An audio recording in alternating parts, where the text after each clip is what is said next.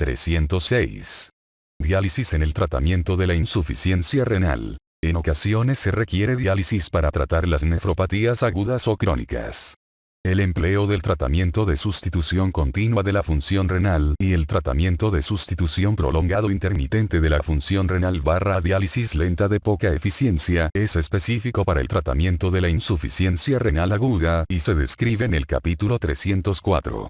Estas modalidades se utilizan de manera continua, tratamiento de sustitución continua de la función renal, o en sesiones de 6 a 12 horas, diálisis lenta de poca eficiencia, a diferencia de las sesiones de 3 a 4 horas propias de la hemodiálisis intermitente.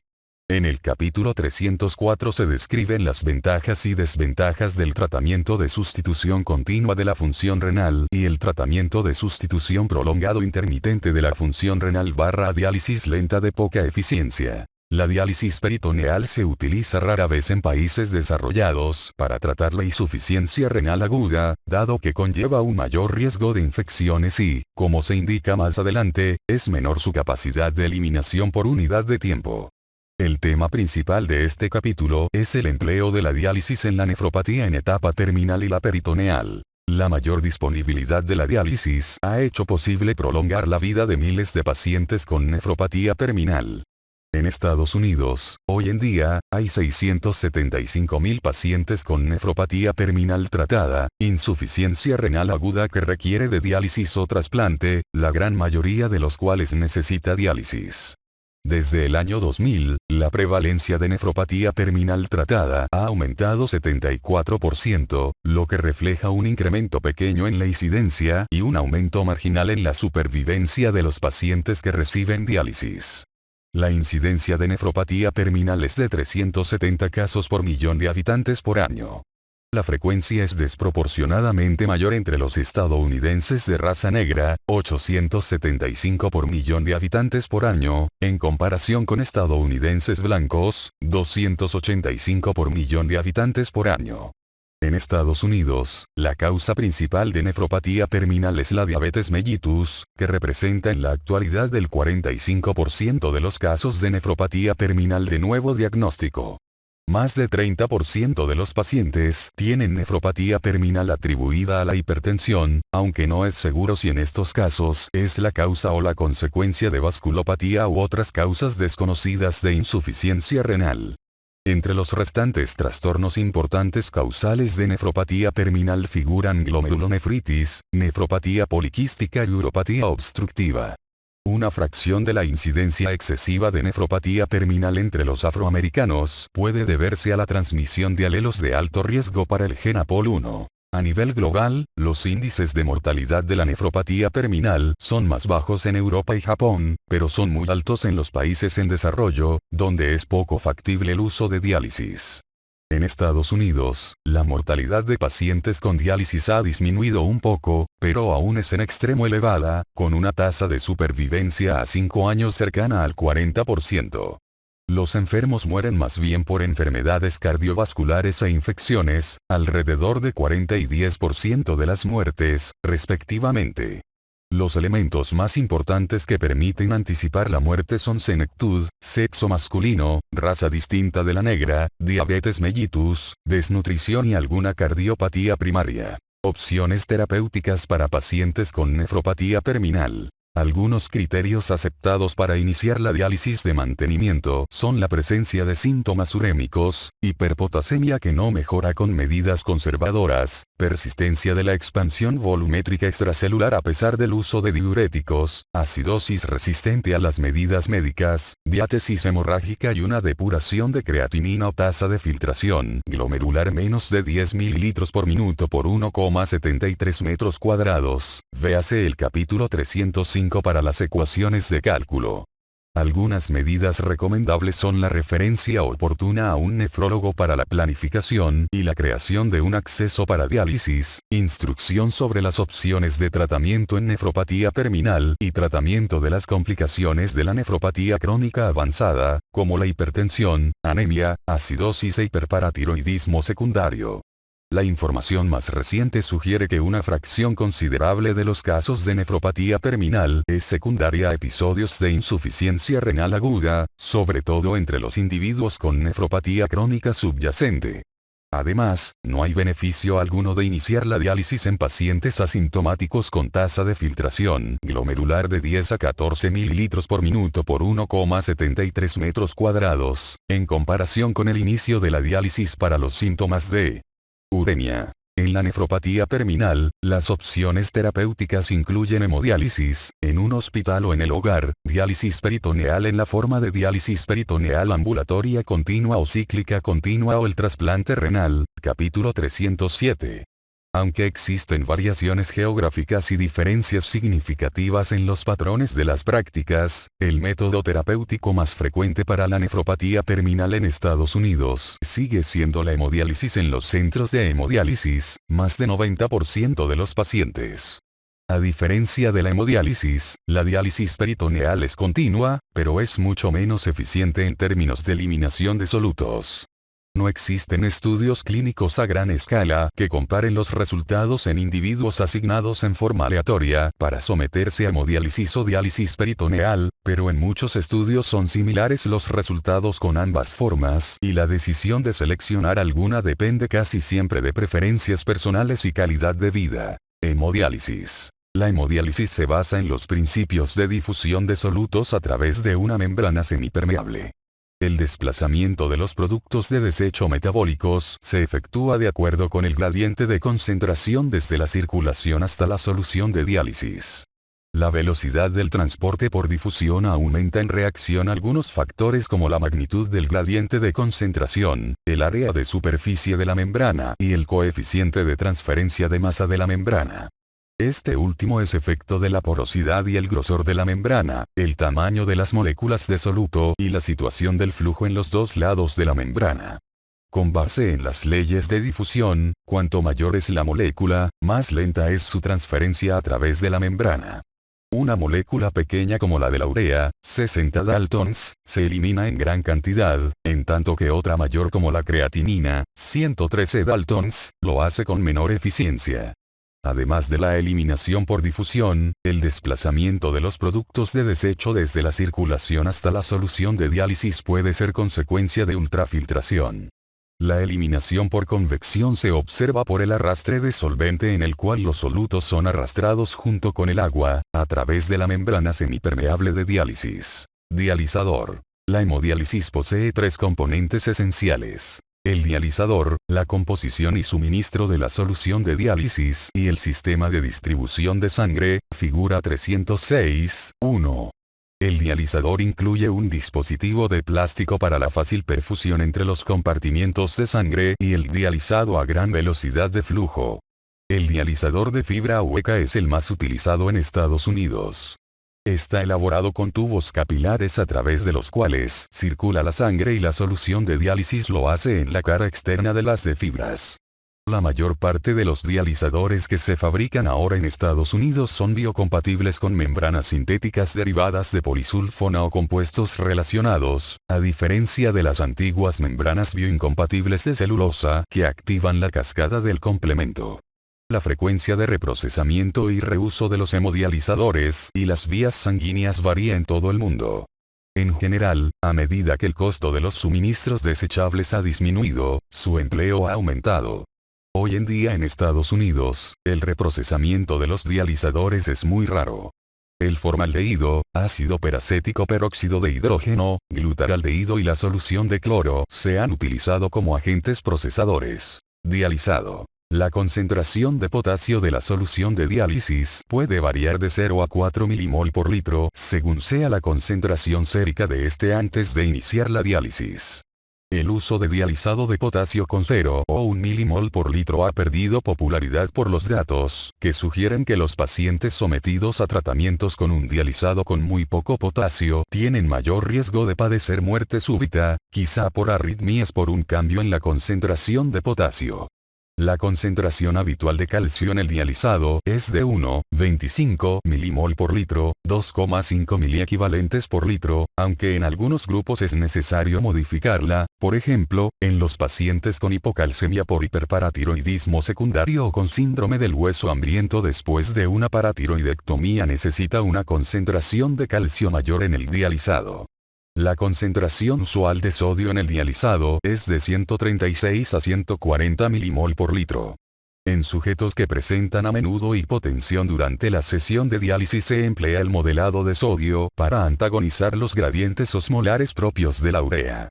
En el modelado de sodio se disminuye de forma gradual la concentración de este en el dializado, desde 145 a 155 milimol por litro hasta concentraciones isotónicas, 136 a 140 milimol por litro, al finalizar el tratamiento de diálisis y de manera típica se reducen de modo escalonado o lineal o exponencial. Sin embargo, las concentraciones mayores de sodio y el modelado de sodio en el dializado predisponen a los pacientes a un equilibrio positivo de sodio e incremento de la sed. Por tanto, estas medidas para atenuar la hipertensión durante la diálisis son indeseables en los pacientes hipertensos o en los individuos que aumentan mucho de peso durante la diálisis.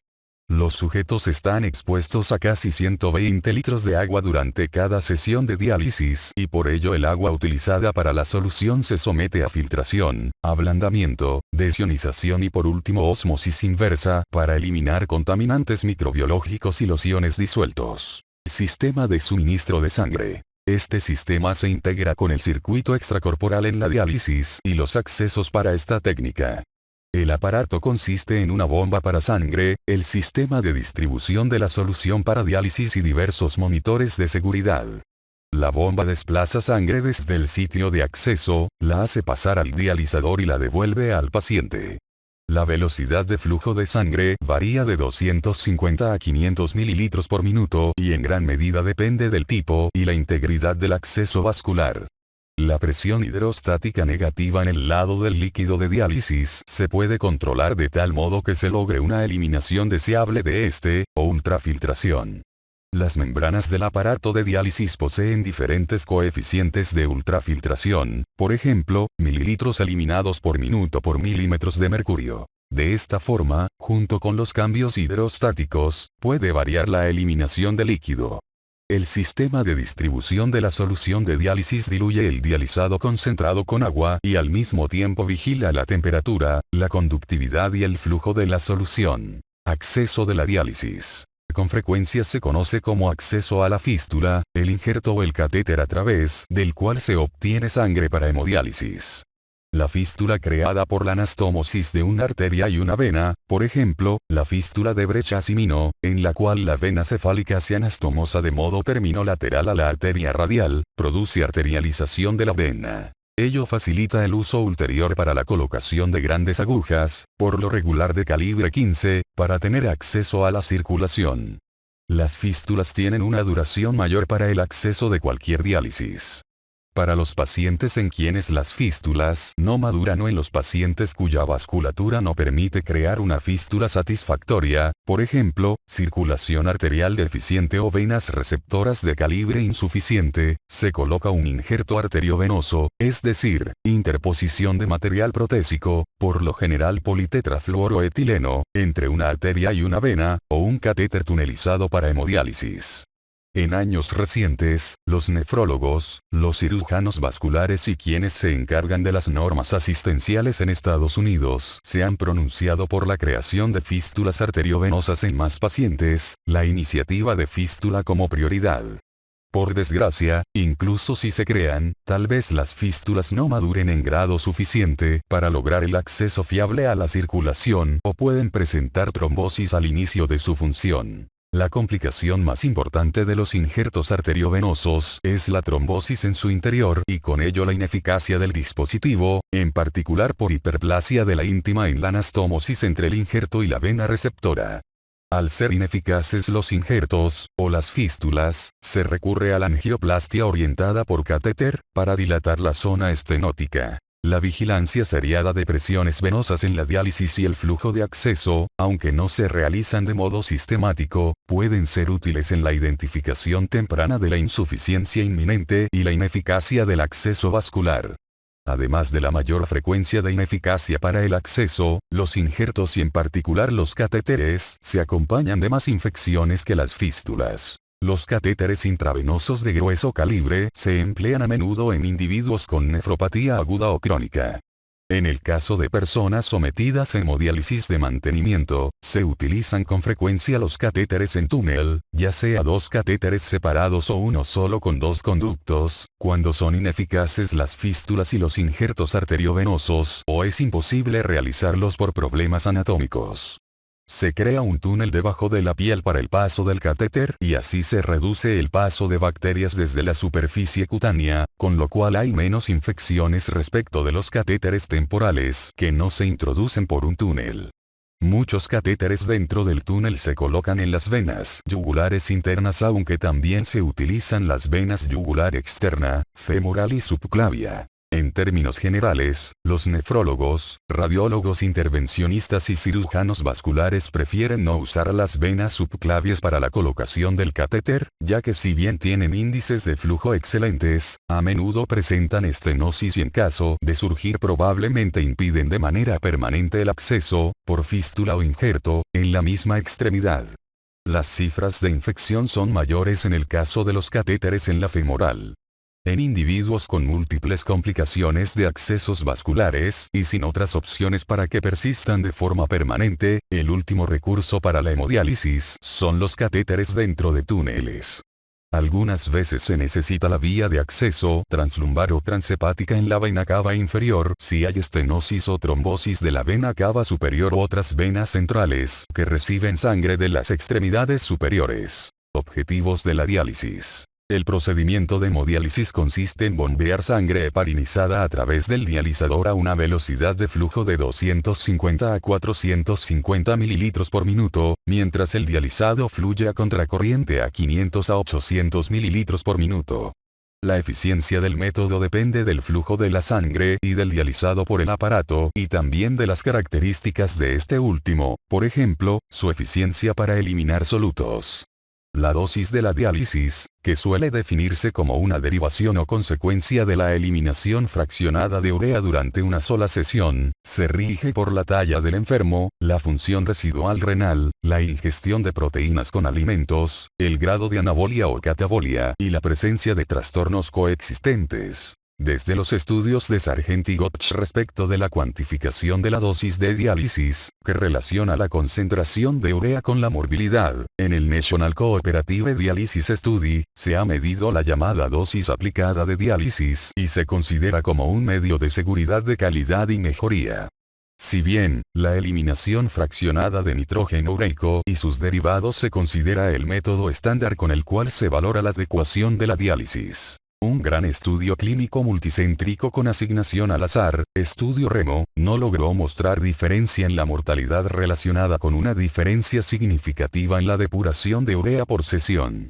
Los objetivos actuales incluyen una relación de disminución de urea, disminución fraccionada del nitrógeno ureico sanguíneo por sesión de hemodiálisis, más de 65 a 70% y una eliminación indexada de agua corporal por producto cronológico, KT/V, superior a 1,2 o 1,05, según sea que haya equilibrio de las concentraciones de urea. En la mayoría de los enfermos en etapa terminal se necesitan entre 9 y 12 horas de diálisis semanales, divididas en 3 sesiones iguales. Algunos estudios han sugerido que podrían ser benéficas las sesiones más largas, al margen de la depuración de urea, aunque ha habido confusión por diversas características del paciente como su talla corporal y estado nutricional.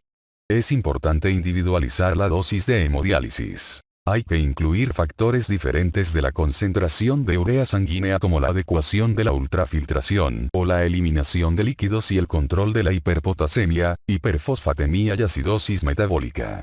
Un estudio clínico reciente con distribución aleatoria, el Frequent Hemodialysis Network Trial, demostró un mejor control de la hipertensión e hiperfosfatemia, menor masa ventricular izquierda y mejor salud física informada por el paciente mismo con la hemodiálisis 6 veces por semana, en comparación con las 3 veces por semana usuales. El análisis secundario demuestra además mejoría en otras medidas de la calidad de vida ligada a la salud, incluida una mejor salud general según el propio paciente y un menor tiempo de recuperación intervalo hasta reanudar las actividades habituales, entre los pacientes que reciben de manera aleatoria hemodiálisis más frecuentes. Un estudio acompañante en el que se comparó la hemodiálisis nocturna frecuente con la hemodiálisis convencional en casa no mostró un efecto significativo en la masa ventricular izquierda ni en la salud informada por los pacientes. Por último, una evaluación del US Renal Data System mostró un aumento significativo de la mortalidad y hospitalización por insuficiencia cardíaca después del intervalo más largo entre diálisis que ocurre con el fin de semana de diálisis. Complicaciones durante la hemodiálisis. La hipotensión es la complicación aguda más frecuente de la hemodiálisis, en particular en diabéticos. Innumerables factores incrementan al parecer el peligro de que surja y entre ellos figuran la ultrafiltración excesiva con un llenado compensatorio vascular inadecuado, la disminución de las respuestas vasoactivas o del sistema autónomo, los desplazamientos osmolares, empleo excesivo de antihipertensivos y menor reserva cardíaca. En sujetos con fístulas e injertos arteriovenosos puede aparecer insuficiencia cardíaca de gasto alto al desviarse la sangre a través del acceso de diálisis. En raras ocasiones, ello obliga a ligar la fístula o el injerto. El tratamiento de la hipotensión durante la diálisis consiste en interrumpir la ultrafiltración, administrar 100 a 250 ml de solución salina isotónica o administrar albúmina hiposódica. La hipotensión durante la diálisis suele evitarse con la valoración cuidadosa del peso magro y el modelado de la ultrafiltración. De esta forma se elimina más líquido al inicio de la sesión y no al finalizar. Es importante evitar la extracción excesivamente rápida de líquido, más de 13 ml por kilo por hora, puesto que se ha vinculado con resultados adversos, incluidas muertes cardiovasculares. Otras maniobras para prevenir la hipotensión durante la diálisis son realizar una ultrafiltración secuencial seguida de diálisis, enfriar el líquido dializado durante la diálisis y evitar los alimentos pesados durante la diálisis. La amiodarona, un alfa-1 adrenérgico selectivo vía oral, es utilizada por algunos médicos aunque no existen suficientes datos que demuestren su inocuidad y eficacia para recomendarla en forma sistemática. Los calambres musculares durante la diálisis también constituyen una complicación. No se ha identificado su origen. Los cambios en la perfusión muscular debidos a la pérdida de volumen demasiado rápida o la reducción planeada hasta un valor menor al peso seco calculado del paciente causan a menudo calambres relacionados con diálisis. Algunas medidas para evitar los calambres son: no extraer tanto volumen durante la diálisis, el perfil de la ultrafiltración y el empleo de modelado de sodio, véase antes. Se han publicado casos de reacciones anafilactoides al dializador, en especial cuando se utiliza por primera vez, sobre todo con membranas bioincompatibles que utilizan celulosa. Las reacciones de ese tipo se dividen en dos variedades: A y B. Las de tipo A se atribuyen a una reacción de hipersensibilidad intermedia mediada por inmunoglobulina, el óxido de etileno utilizado en la esterilización de nuevos dializadores. Esta reacción surge de manera típica poco después de comenzar el tratamiento, en término de los primeros minutos, y puede culminar en choque anafiláctico si no se interrumpe inmediatamente la sesión. En ocasiones se necesita la administración de corticosteroides o adrenalina si los síntomas son muy intensos. La reacción de tipo B consiste en un conjunto de síntomas de dolor inespecífico del tórax y la espalda y al parecer es consecuencia de activación del complemento y la liberación de citocinas. Los síntomas aparecen de manera característica cuando el ciclo de diálisis tiene algunos minutos de iniciado y remiten al continuar la diálisis. Diálisis peritoneal. En esta variedad de diálisis se introducen en la cavidad peritoneal 1,5 a 3 litros de una solución glucosada y se deja en ella un lapso fijo, por lo regular 2 a 4 horas. Tal y como ocurre con la hemodiálisis, los materiales tóxicos se eliminan gracias a una combinación de mecanismos de convección generados a través de la ultrafiltración y eliminación por difusión contra un gradiente de concentración. La eliminación de solutos y agua durante el intercambio por diálisis peritoneal depende del equilibrio entre el desplazamiento del soluto y el agua y su paso a la cavidad peritoneal en contra de la absorción desde la cavidad. La velocidad de difusión disminuye con el tiempo y al final cesa cuando se alcanza un equilibrio entre el plasma y la solución de diálisis. La absorción de solutos y agua desde la cavidad peritoneal se efectúa a través de la membrana peritoneal y de ahí a la circulación capilar del peritoneo y por los linfáticos peritoneales en la circulación linfática. La velocidad del transporte de solutos por peritoneo varía con cada paciente y puede alterarse por la presencia de infección, peritonitis, fármacos y factores físicos como la posición y el ejercicio. Tipos de diálisis peritoneal. La diálisis peritoneal se puede realizar por la variante ambulatoria continua, diálisis peritoneal ambulatoria continua, la cíclica continua, diálisis peritoneal cíclica continua, o por una combinación de ambas. En la primera variante se introduce en forma manual la solución de la diálisis en la cavidad peritoneal durante el día y se cambia 3 a 5 veces en ese lapso. La fracción de dializado nocturna se introduce a menudo a la hora de acostarse para que permanezca en la cavidad abdominal durante la noche. En la diálisis peritoneal cíclica continua, los cambios se realizan en forma automatizada por lo general durante la noche. El individuo está conectado a un ciclador automatizado que se encarga de realizar ciclos de cambio durante el sueño de la persona. El número de ciclos necesario para llevar a nivel óptimo la eliminación de solutos peritoneales varía con las características de la membrana peritoneal. Al igual que la hemodiálisis, la eliminación de soluto debe seguirse para asegurar la adecuación de la diálisis. Se pueden obtener soluciones de diálisis peritoneal en volúmenes que en forma típica varían de 1,5 a 3 litros. La principal diferencia entre el dializado usado para la diálisis peritoneal y la hemodiálisis es que el carácter hipertónico de las soluciones para diálisis peritoneal impulsa la eliminación de solutos y líquido, mientras que la eliminación de solutos en la hemodiálisis depende de los gradientes de concentración, y la eliminación de líquido requiere presión transmembrana. Por lo general, las distintas concentraciones de dextrosa contribuyen a la hipertonicidad del dializado peritoneal. La ecodextrina es un carbohidrato no absorbible que puede usarse en lugar de la dextrosa. Los estudios demuestran ultrafiltración más eficiente con soluciones con ecodextrina respecto de las que contienen dextrosa. Por lo general, la ecodextrina se emplea como último relleno para pacientes con diálisis peritoneal cíclica continua o para la permanencia más prolongada en enfermos con diálisis peritoneal ambulatoria continua. Los aditivos que se agregan con mayor frecuencia a las soluciones de diálisis peritoneal son heparina, para evitar la obstrucción del interior del catéter con fibrina, y antibióticos durante un episodio de peritonitis aguda. En diabéticos se puede agregar insulina. Acceso a la cavidad peritoneal. El acceso a la cavidad peritoneal se logra por medio de un catéter.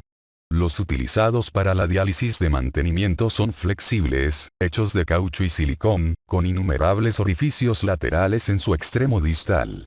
Por lo general, estos catéteres tienen 2 manguitos de Dacron.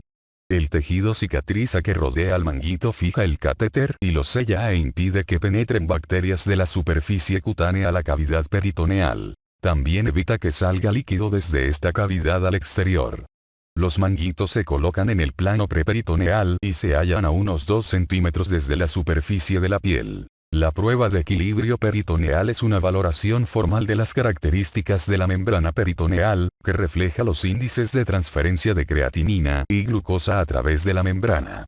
Se clasifica a los pacientes en transportadores bajos, dentro del intervalo bajo del promedio, dentro del intervalo alto del promedio y en nivel alto. Los individuos con equilibrio rápido, es decir, los transportadores altos, tienden a absorber más glucosa y, si la solución permanece durante todo el día, pierde eficiencia la ultrafiltración. Los transportadores de ese tipo tienden a perder mayores cantidades de albúmina y otras proteínas por la membrana peritoneal. En términos generales, si el individuo tiene estas características de transporte, necesita intercambios más frecuentes con una permanencia más breve, casi siempre con el empleo obligatorio de un ciclador para lograr los objetivos. Los transportadores más lentos, bajos y dentro del intervalo bajo del promedio, tienden a evolucionar de manera satisfactoria con menos recambios.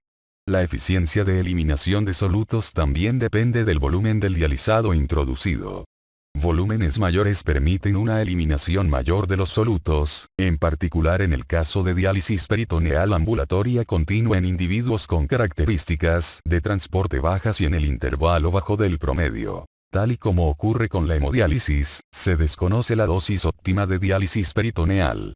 Algunos estudios por observación han sugerido que la mayor velocidad o el índice mayor de eliminación de urea y creatinina, esto último se mide casi siempre en litros por semana, se acompañan de índices menores de mortalidad y menos complicaciones de uremia.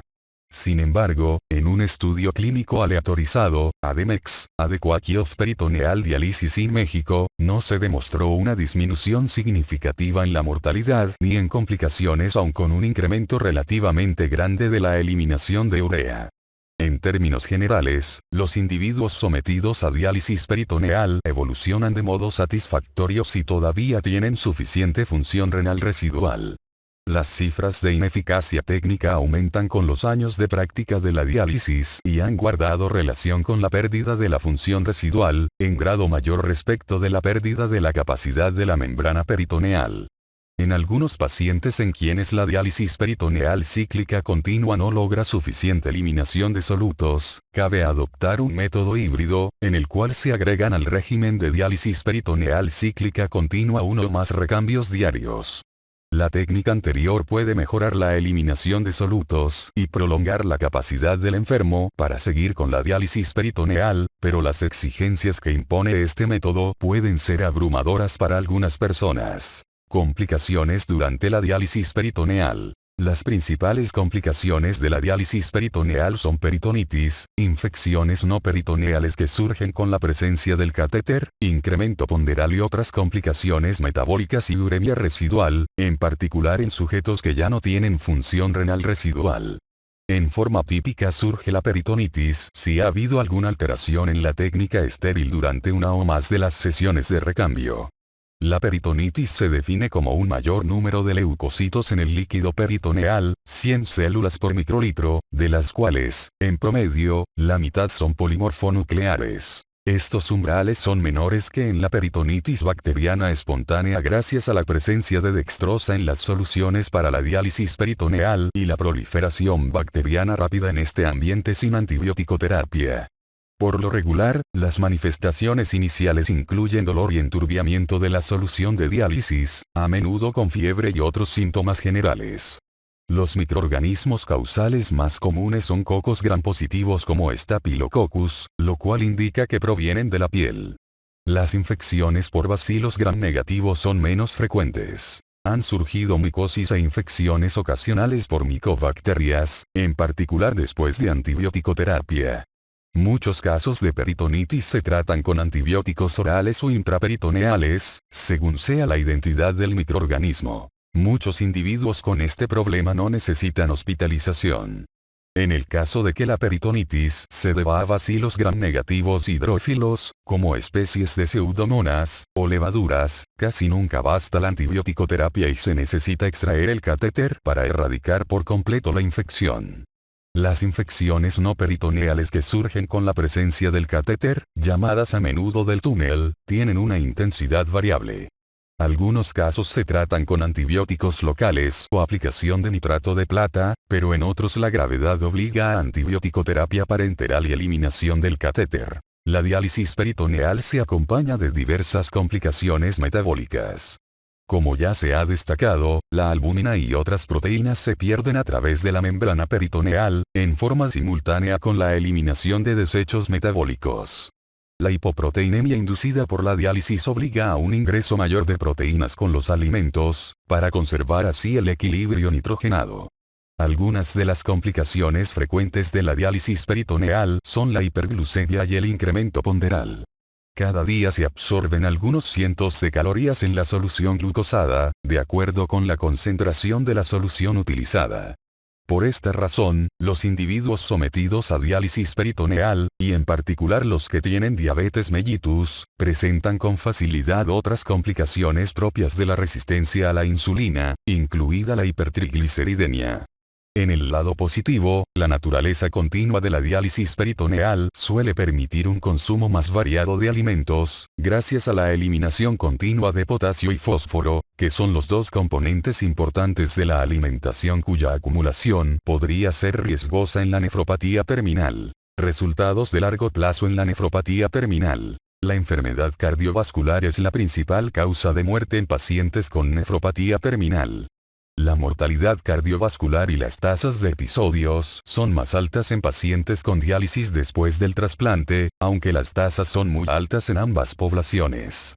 No está clara la causa subyacente de la enfermedad cardiovascular, pero es probable que se relacione con factores de riesgo compartidos, por ejemplo, diabetes mellitus, hipertensión, enfermedad vascular aterosclerótica y arterioesclerótica, inflamación crónica, cambios masivos en el volumen extracelular, sobre todo con grandes ganancias de peso entre las diálisis, tratamiento inadecuado de la hipertensión, dislipidemia, anemia, calcificación vascular distrófica, hiperhomocisteinemia, y quizá alteraciones de la dinámica cardiovascular durante el tratamiento con diálisis. Pocos estudios se han enfocado en la reducción del riesgo cardiovascular en pacientes con nefropatía terminal y ninguno ha mostrado un beneficio consistente. 2 estudios clínicos de estatinas en la nefropatía terminal demostraron reducciones significativas de la concentración de colesterol de lipoproteína de baja densidad, pero sin reducciones notables de la mortalidad ni episodios cardiovasculares. Die Deutsche Diabetes Dialyse Studie 4D y Studie to evaluate the use of rosuvastatin in subjects regular hemodialysis Aurora. El estudio Fertan Renal Protection, SHARP, que incluyó a pacientes con nefropatía crónica que requerían diálisis o no, mostró un descenso del 17% de la tasa de episodios cardiovasculares mayores o muerte cardiovascular con el tratamiento con simvastatina ezetimiba.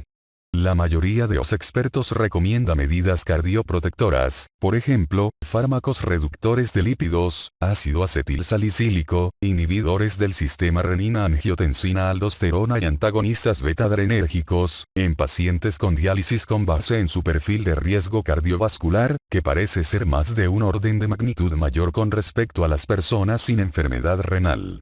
Otras complicaciones de la nefropatía terminal incluyen elevada incidencia de infección, debilidad y fragilidad progresivas, desnutrición proteico-calórica y alteración de la función cognitiva. Perspectiva global. La incidencia de nefropatía terminal ha aumentado en todo el mundo y la esperanza de vida es más larga y hay una mejor asistencia de enfermedades infecciosas y cardiovasculares.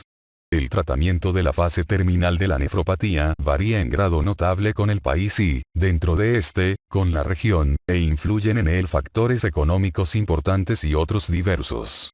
En términos generales, en los países más pobres se realiza con mayor frecuencia diálisis peritoneal porque es menos costosa y por el mayor costo de establecer unidades de hemodiálisis intrahospitalarias.